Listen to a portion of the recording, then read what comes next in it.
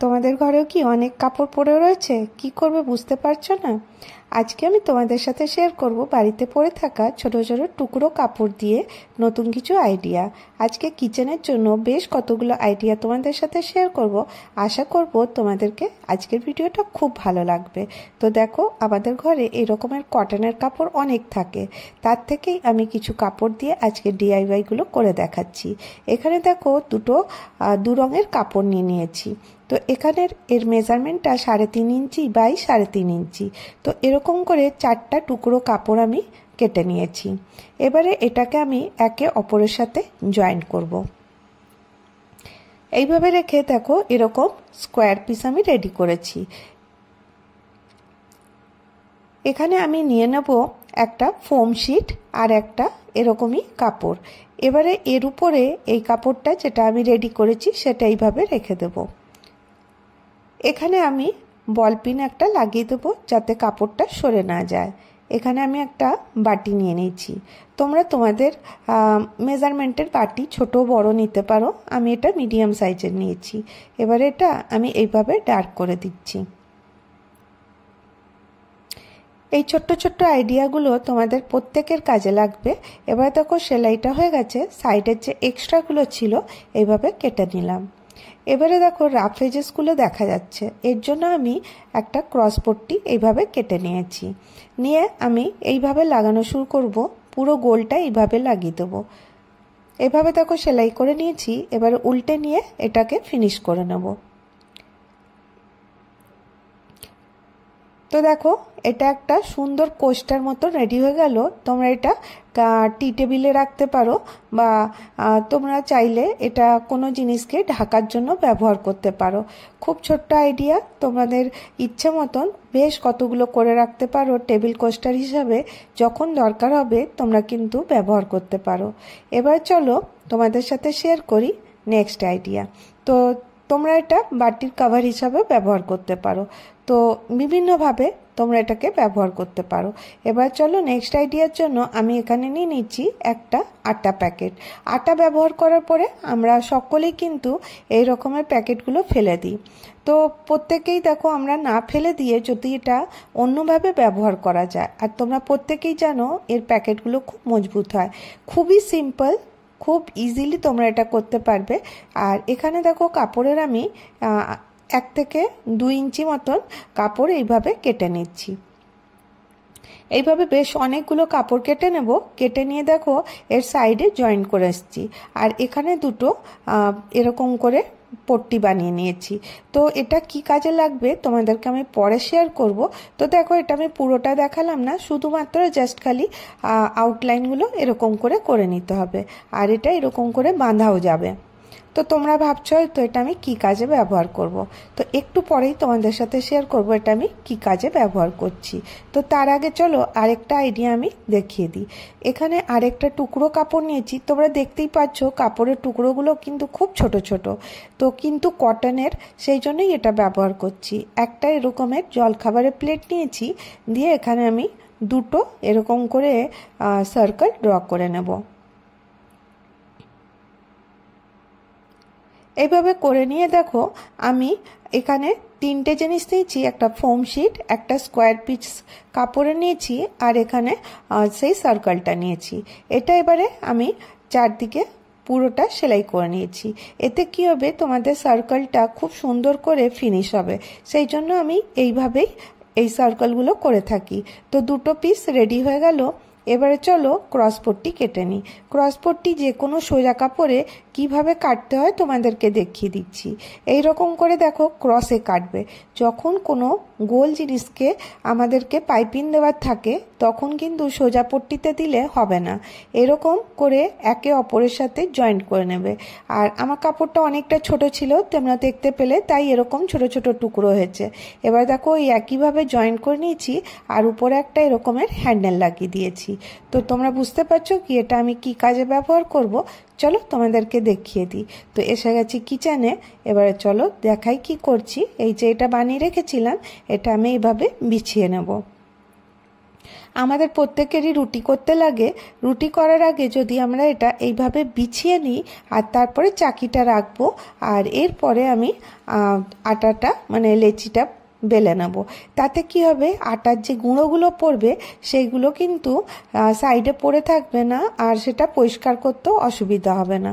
তো দেখো, এই পুরনো প্লাস্টিকটা তো ফেলেই দিতাম, আটার প্লাস্টিক কোনো কাজের না বলে, তো সেটাকেই আমি এইভাবে ব্যবহার করছি। তো দেখো, আটার রুটি যখন আমরা করি তো কত আশেপাশে আটাগুলো পড়তে থাকে। তো এইভাবে যদি তোমরা ব্যবহার করবে তোমাদের কিন্তু খুব সুবিধা হবে। এবার চলো, যখন রুটি করে নিই আমি কিন্তু হটপটে রুটি রাখি না। যখনই আমরা নিচের রুটিটা রাখবো দেখবে ভিজে যায়। যদি তোমরা এরকমের একটা অর্গানাইজার বানিয়ে নিয়েছো তাতে কি হবে, তোমাদের রুটিগুলো একদম ভিজবে না, একদম পারফেক্ট থাকবে। তোমরা কিন্তু একবার করে দেখতে পারো, এতে তো কোনো টাকা খরচা হচ্ছে না। তোমরা খালি একটুখানি বুদ্ধি করে করে দিও, তাহলে পরেই দেখবে তোমাদের কাজটা কতটা সহজ হয়ে গেছে। আর ভেজা রুটি খেতে কাউকেই ভালো লাগে না। আর দেখো, এতে বাসনটাও কিন্তু সেটে যায়। তোমরা যদি এইভাবে রুটি করে যতগুলো ইচ্ছা রাখতে পারো, এতে রুটি একদম ফ্রেশ থাকবে। তো এবার দেখো, চলো আমরা চাকিটা ঝেড়ে নিয়ে কি করি। এবার দেখো, আমি চাকিটা ঝেড়ে নিলাম। এবারে এই শুকনো আটাগুলো ফেলে দিলাম। এবারে এটা আবার রোল করে নিয়েছি। রোল করে নিয়ে এটা আবার বেঁধে দেবো।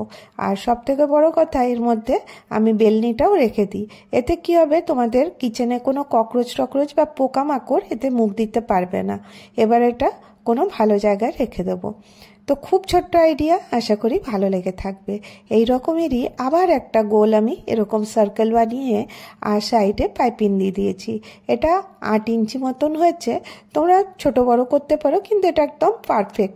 সেই যে প্লেটটা রেখে করেছিলাম সেই প্লেটটা রেখেই করা কিন্তু। এবার এর মাঝ বরাবর একটা লাইন দিয়ে দিচ্ছি। ঠিক সেই লাইনে আমি এটাকে কাট করে নেব।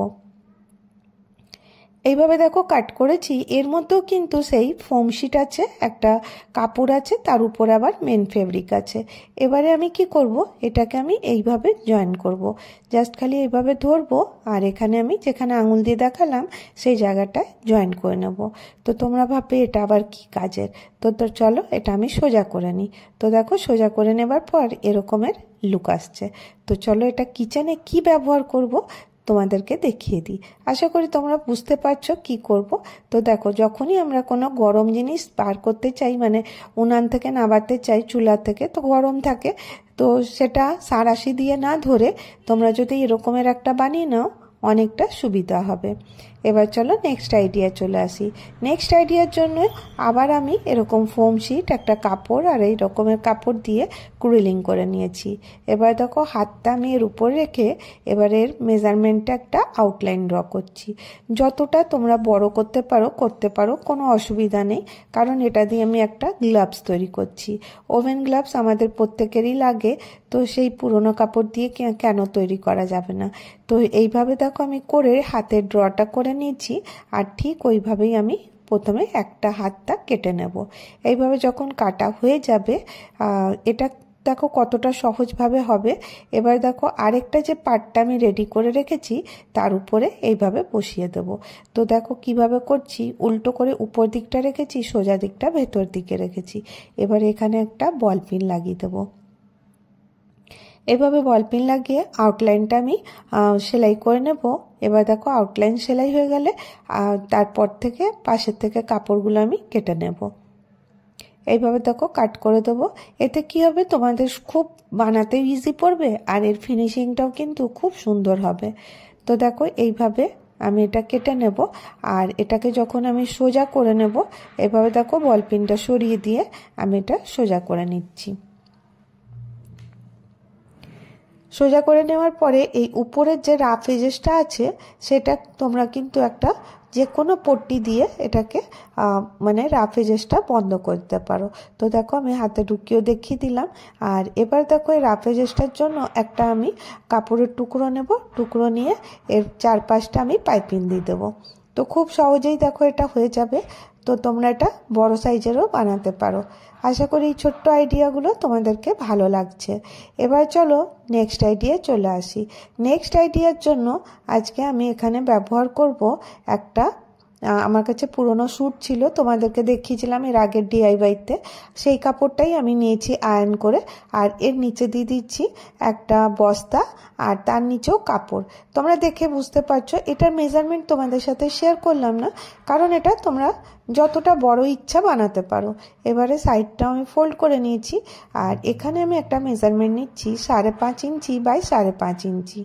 তো দেখো এরকম একইভাবে বক্স কিন্তু চারদিকে আমাকে বানাতে হবে। প্রথমে চলো একটা বক্স বানিয়ে নিই। চারপাশেই আমি বক্স বানিয়ে নেব। প্রথমে একটা কেটে নিচ্ছি।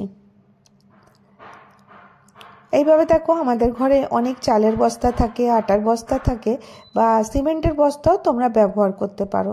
তো এইভাবে দেখো চারপাশটাতে আমি 4টা বক্স একইভাবে রেডি করে নেব। এবার দেখো এই কর্নারগুলো একসাথে ধরে এরকম করে জয়েন করে নেব। কিন্তু এটা মনে রাখতে হবে ভেতরের কাপড়টা যেন ছেড়ে না যায়।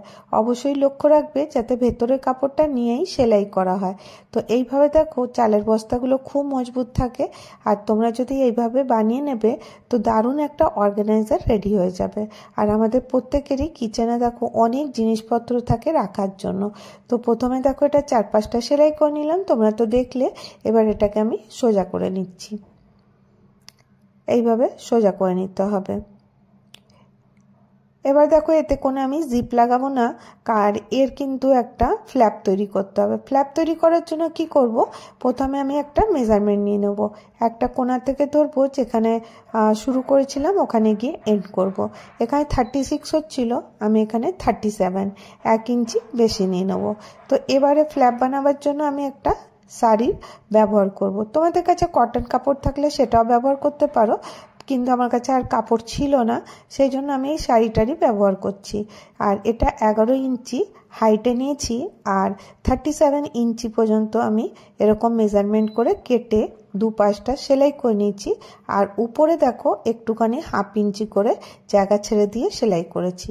তো এবারে দেখো এটা আমি প্রথমে উল্টো করে নিই। উল্টো করে নিয়ে এটা এরকমের শেপ চলে আসবে। এবারে আমি এটাকে এরকম করে এর ভেতরে ঢুকিয়ে দেবো। অবশ্যই সোজা দিকটা কিন্তু ভেতরের দিকে আছে।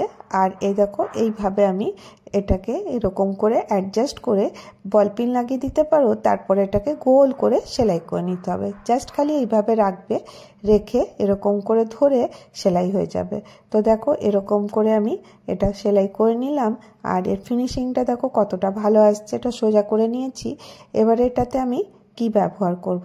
তো দেখো এখানে প্রথমে কি করব, এখানে ছোট দুটো মুখ করে রেখেছিলাম, সেখান থেকে আমি দড়িটা পরিয়ে নেব। এইভাবে দেখো খুব সুন্দর করে এটা তৈরি হয়ে যাবে। দেখতেও কতটা ভালো লাগবে। কোনো জিনিস দেখো দেখতে ভালো লাগলে ব্যবহার করতেও ভালো লাগবে। তো এটা খুব একটা বড় অর্গানাইজার রেডি হচ্ছে। এর মধ্যে দেখো আমরা যখন রাসায়নিক জিনিস আনি এক্সট্রা অনেক কিছু থেকে যায়, সেগুলোর হয়তো কৌটো নেই বা ডাব্বা নেই, তখন আমরা কি করতে পারি এরকম করে এতে স্টোর করে রাখতে পারি। আবার যখন দরকার হবে তখন এগুলো ব্যবহার করতে পারি। তো খুব ছোট্ট আইডিয়া আজকে তোমাদের সাথে শেয়ার করলাম। আইডিয়াগুলো যদি ভালো লেগে থাকে তাহলে অবশ্যই একটা করে লাইক করো, আর অনেক ভালো লাগলে চ্যানেলটাকে সাবস্ক্রাইব করতে ভুলো না। লাইক আর সাবস্ক্রাইব একদমই ফ্রি। তো আজকে আমি তোমাদের সাথে বেশ কতগুলো আইডিয়া শেয়ার করলাম। কোন আইডিয়াটা তোমাদের কাজে লাগলো অবশ্যই জানিও। আর বলবো যদি অনেক ভালো লাগছে ভিডিওটাকে ফ্যামিলি আর ফ্রেন্ডের সাথে শেয়ার করো। তো আজকের ভিডিও আমি এখানেই শেষ করব। আবার দেখা হবে নেক্সট ভিডিওতে। ভালো থেকো, সুস্থ থেকো। Bye bye.